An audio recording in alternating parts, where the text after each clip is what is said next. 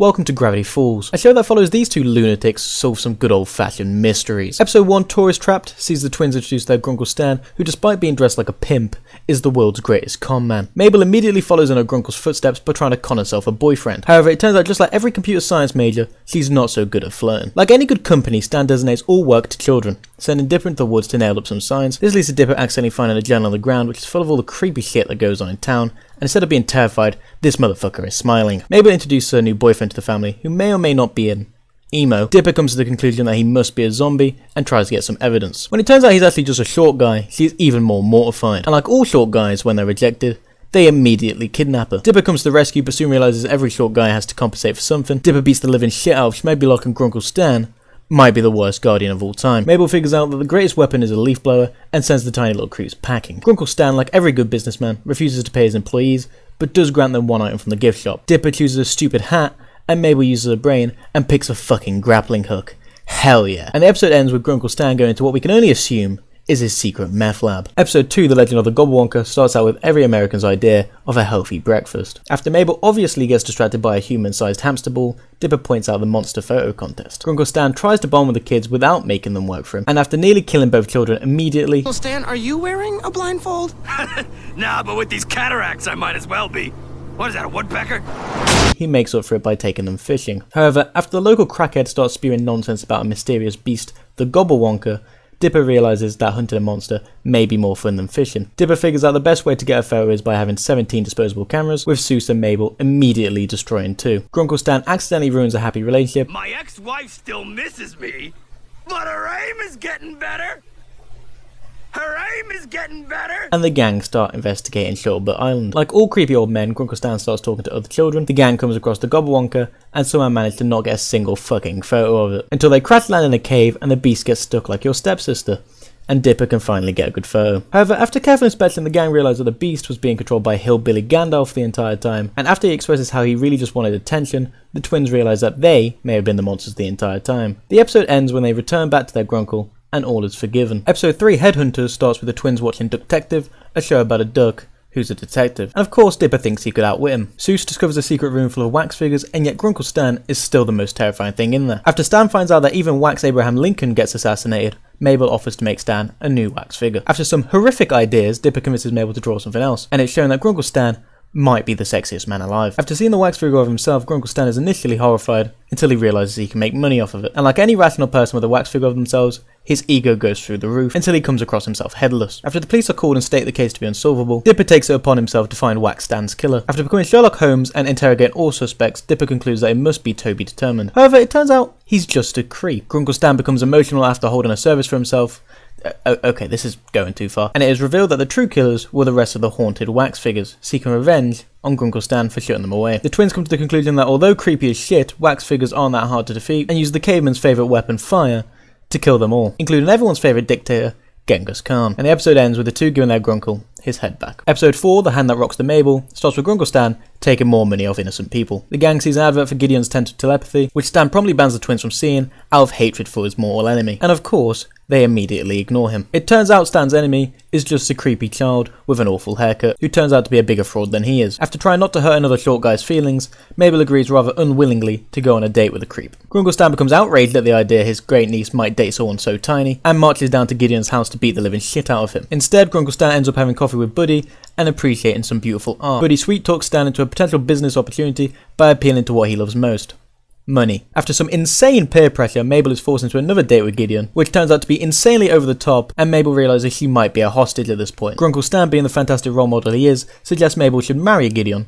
so he can become filthy rich. However, Dipper, being an actual good brother, tells Mabel he will break up with Gideon for her. After hearing Mabel might be slightly weirded out by him, Gideon immediately kidnaps her brother, using his telekinetic amulet. What is with these short guys and kidnapping? Mabel comes to the rescue, saving him and breaking the little creep's heart, forcing him to vow vengeance on the Pines family. So in return, Stan immediately steals the painting and bonds with the family by taking the piss out of him. The episode ends with a reveal that Gideon has journal number 2. Episode 5, The Inconveniencing, starts with Wendy refusing to do a job, and instead shows the twins her secret ladder to the roof. After hitting a car with a pine cone, we see that Dipper not only has shit aim, but might also have a crush. Wendy, like always, doesn't do a job and hangs out with her friends instead. Mabel, being the good sibling that she is, tries to embarrass Dipper in front of her, prompting him to grow some balls and ask if the twins can hang out with her. Dipper takes 2 seconds to immediately embarrass himself, himself, and Robbie, who may or may not be an emo, starts beef with a 12-year-old. Stan gets stuck watching a rom-com, and Wendy and her friends end up at an abandoned store. Dipper, being the only sane one, becomes worried when hearing the place might be haunted. But upon hearing that Wendy might think he's just a little kid, he punches the shit out of a metal vent and unlocks the store. After they completely destroy the place, Mabel does the equivalent of crack cocaine for kids,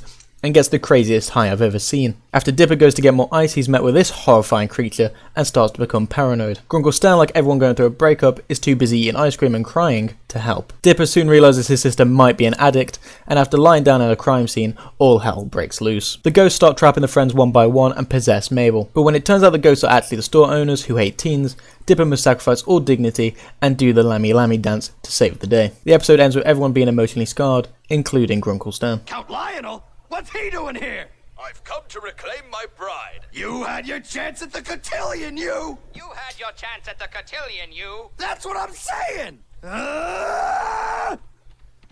Episode 6, Dipper vs Manliness, starts with the twins asking their grunkle to actually feed them for once. After locking a customer inside, they head to the diner. After Stan drops some serious game, Dipper once again humiliates himself by saying that he will beat the manliness tester, which of course he fucking sucks at. After realizing he needs to become a man, Dipper runs off into the woods. Mabel discovers her grunkle might not be all that smooth and might actually care about something. After some interesting police work, Dipper tries to find out what will make him a man. This way he runs into every Jim Bro's dream physique and Manatar, who shows him what it means to be a true man and listens to his problems, taking him back to what I can only assume is a frat house. Mabel goes on a dangerous quest to make her grunkle less disgusting, and Dipper begins the test to become a man. Grunkle Stan continues to be terrifying, whilst Dipper is tasked to go up the highest mountain and bring back the head of the multi-bear. Mabel somehow managed to make Stan even more horrifying, and after conquering the multi-bear, Dipper realizes there's more to being a man than brutal murder, and that girl music is amazing. Stan successfully becomes the Rizzler and gets Lazy Susan's number and some free pie. The episode ends in a rare act of kindness from Grunkle Stan when he tells Dipper he's a man for standing with his morals. Episode 7, Double Dipper, starts with Stan trying to lure some kids to the shack and give him their money by throwing a party. After threatening to smother children with fun, he once again puts kids to work, sending them to copy some flyers, leading to the discovery that this is no normal copier. After Dipper decides that the best way to win Wendy over is with a way too complicated plan, the party starts, with the only way out being to pay, of course. Dipper starts to realise that talking to a girl is extremely hard, and Mabel starts making new friends. Seuss announces that the person who parties the hardest will win the party crown, leading to the introduction of the local rich dick, Pacifica Northwest. As the party picks up, Wendy once again flunks off work, leaving Dipper to figure out how to be in two places at once. Obviously, he immediately clones himself, because what could go wrong with that? After immediately getting jealous, they come to the conclusion that even more clones will work. After Paper Jam, we see the creation of this hideous creature, whilst Pacifica and Mabel still battle out for the crown. After Dipper completely bottles it with Wendy, relatable, he decides a much more complicated plan, with way more clones will work. Right, like I'm gonna fall for that. After the clones obviously turn on him, Dipper is captured, and after breaking free rather easily, he punches himself, causing a clone war. Dipper sets off the sprinklers, disintegrating all versions of himself except number 2. Pacifica continues to be the worst and does what any rich kid would and pays her way to victory. After making up with his clone, Dipper sees him brutally die in front of him, and the episode ends with Dipper realising he just has to be himself. Episode 8, Irrational Treasure, starts with Stan coming to the horrible realisation that it's Pioneer Day. A day where the townspeople celebrate the founding of Gravity Falls, and the twins run into this creep, who marries a woodpecker. Pacifica Northwest rubs her privilege into the face of the poor, as the great-great-granddaughter of founder Nathaniel Northwest. After Mabel goes on stage to what appears to be a Trump rally, Pacifica Northwest brutally insults her, calling her too silly, and Dipper comforts his sister. After insulting the constable, Grunkle Stan is thrown into the stocks. After reading about it in the journal, Dipper and Mabel set out to find the true founder of Gravity Falls, realising that there might be a government cover-up, not like they ever do that. After Dipper concludes that setting the document on fire is the only way to find the answer, Mabel instead folds it into a hat, revealing a map. After breaking into the museum and using the power of silliness to uncover the next clue, they head to the cemetery. Stan insults another child, whilst Mabel turns out to be a genius at solving clues. After somehow not being hit once by a tranquilizer dart, the twins stumble across a room full of historic secrets,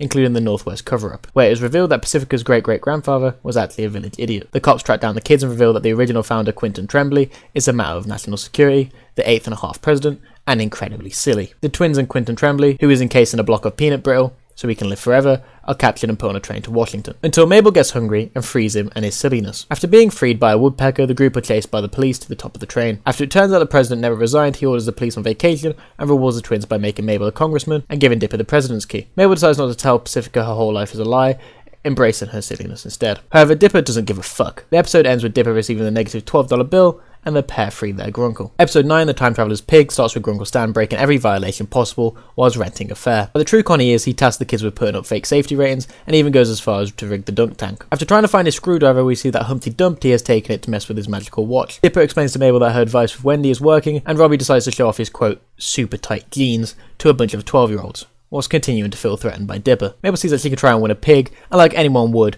drops everything and immediately tries her luck. As if by magic, Mabel somehow manages to guess the pig's weight. Oh, 15 poundy. So, how much you guessing he weighs?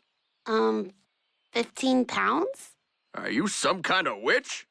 And wins waddles. Dipper continues to have shit aim and nearly blinds Wendy, and whilst getting ice, Emo Boy swoops in and Wendy agrees to be his girlfriend. Dipper is obviously mortified, and despite her best efforts, Mabel can't clear him up. Dipper and Mabel confront Eggman, who was very clearly shit at his job of being a time traveller. After begging to use his time machine, Dipper takes one out of his Grunkle's book and steals it instead, despite Zeus's best efforts. Despite having a literal time machine in his hands, instead of doing something cool, Dipper hopes to go back in time to stop Wendy going out with Robbie. After fixing his god-awful aim, it turns out the universe actually just hates him. After continuously beating the shit out of Wendy, whilst Mabel has the time of her life with Waddles, Dipper does what any nerd would and turns to math to solve his problems. After careful calculations and help from Mabel, Dipper manages to win whatever the fuck that is for Wendy and stops Robbie asking her out, but at the terrible price of Mabel not getting Waddles. The twins then fight over resetting the day, causing them to go further back than expected, with Mabel blowing the minds of the people of the Pioneer times.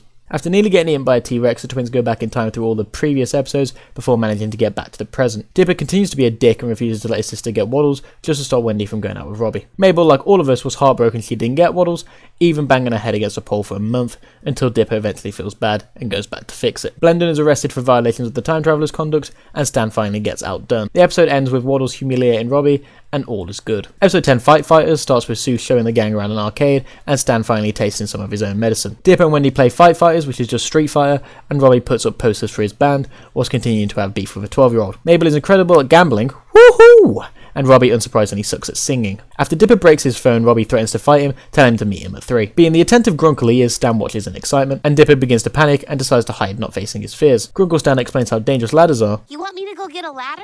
We don't have one. What? You know, studies show that keeping a ladder inside the house is more dangerous than a loaded gun. That's why I own 10 guns, in case some maniac tries to sneak in a ladder. And Mabel becomes suspicious he's hiding a fear of heights. Dipper comes across a cheat code which brings Rumble McSkirmish to life, thank god Discord mods haven't figured that one out yet, and tells him Robbie killed his father, so he will scare him into not fighting him. Instead of scaring him, Rumble goes about trying to destroy Robbie at all costs. Mabel tricks her Grunkle into climbing up the water tower to try and get him over his fear, and nearly gets him killed. Dipper comes clean to Rumble, and in very dramatic fashion the two fight, with Rumble obviously beating the crap out of him, causing the game to finish and for Rumble to disappear. Grunkle Stan, after nearly dying, realises he is him and gets over his fear. The episode ends when Wendy returns from camping with her family to see the boys beaten up, and the two agree to hate each other in silence. Episode 11, Little Dipper, starts with Short Pig Boy scheming vengeance on the Pines family. Stan receives a knock at the door from who he can only assume is the tax collector and promptly runs. It turns out it's actually a setup from Gideon, who is trying to make Stan sign over the mystery shack. But of course, no one outcons the mastermind. The Dipper kicks Mabel's ass at chess. Zeus asks Mabel to grab a jar for him. As it turns out, she is 1mm taller than her twin. And you say 1mm isn't a lot. After getting awoken by the sound of mockery, Grunkle Stan and the gang obviously take the piss out of him immediately. After being called short, Dipper looks for a quick how to get tall tutorial, leading him into the woods. After seeing that the crystals hold the power, Dipper takes one and makes a magical flashlight. He immediately makes himself taller, and after some more jokes from Mabel, we realise just how insecure he is. Mabel, using her brain, realises you can't grow 3 inches that quickly, trust me I've tried,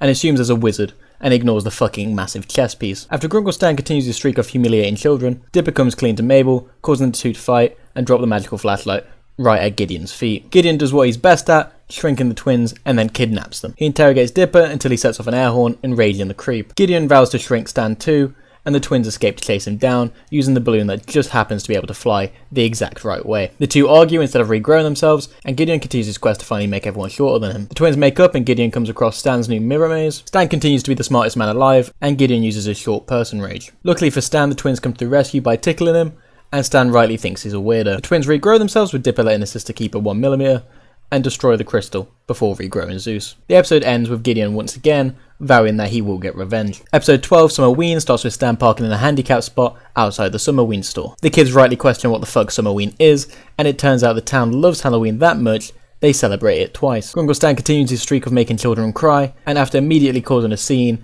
they of course steal everything they can and leave. Twins reveal they're the kings of trick-or-treating, and Zeus warns the kids about the Summerween trickster. Dipper throws out the cheap off-brand candy that Stan of course brought, whilst being watched by a stalker in the bushes. After being terrified by Robbie's hideous face, Dipper learns that Wendy is actually being cool and planning on going to a party. After Dipper continues to be a bad brother and tries to get off trick-or-treating, they get a visit from this weirdo. After fucking swallowing Gorney whole, he tasks the kids with getting him 500 pieces of candy before the last Jack-O-Melon goes out. After finding out they must trick-or-treat or die, Mabel rallies the troops and is fucking celebrating instead of being terrified, now that her brother is forced to come trick-or-treating. Stan continues his hot streak before being met by two children who aren't terrified by him. Dipper is forced into his costume as this creep keeps watching them, and Stan continues his struggle to scare them. The crew prove why they are the trick-or-treating goats, collecting 499 pieces of candy by 8:30. After Dipper gets worried Wendy might see him being a child, he hides the candy in a bush, and Mabel realises her brother sucks. He of course accidentally destroyed all the candy, and the last Jack-O-Melon goes out, revealing the Summerween trickster about to murder them all. Luckily, Seuss is a legend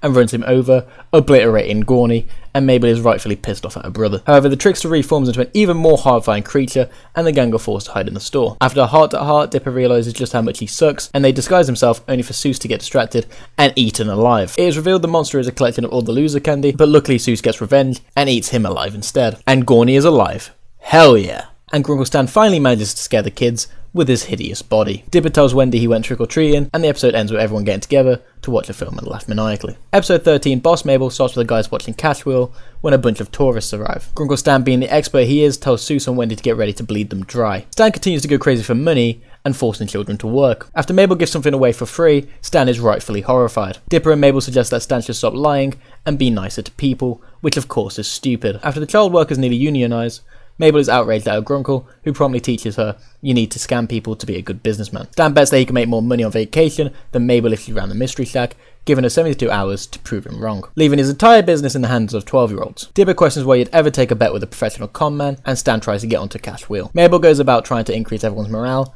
with Dipper being sent on a quest to get a real attraction. Stan immediately fakes a heart attack just to skip a line, and gets himself on TV. Mabel starts a journey as a girl boss, Dipper brings back a monster, Seuss as a model, and Wendy continues to suck at doing any work. Stan disregards any rules and turns out to be incredible at making money. Dipper finds out real monsters may be scary and hospitalizes two people immediately. Mabel starts getting over her head with her positive attitude, even giving the monster a break, who of course immediately grabs her. Luckily, Dipper saves the day, but the shack is basically destroyed. Mabel finally snaps and starts turning into the very thing she hated. Stan continues to be incredible at making money, Dipper and Mabel start learning their Grunkle's way, and after taking money out for repairs, they're left with $1. Luckily, Stan is incapable of saying the word please and loses 300k, meaning Mabel won the bet. The episode ends with Mabel letting Stan go back to being boss, but does force him to do the dance. Episode 14, Bottomless Pit, starts with Stan showing the crew the bottomless pit, which is bottomless, and also where he throws all his shit. After trying to throw away all of his tax letters, Stan and everyone are pulled into the pit, where they quickly realise there is fuck all to do when falling forever. To pass the time, they start telling stories, and Dipper starts with voiceover. A story where everyone jokes about his voice cracks. To fix this, he follows a homeless man down a dark alley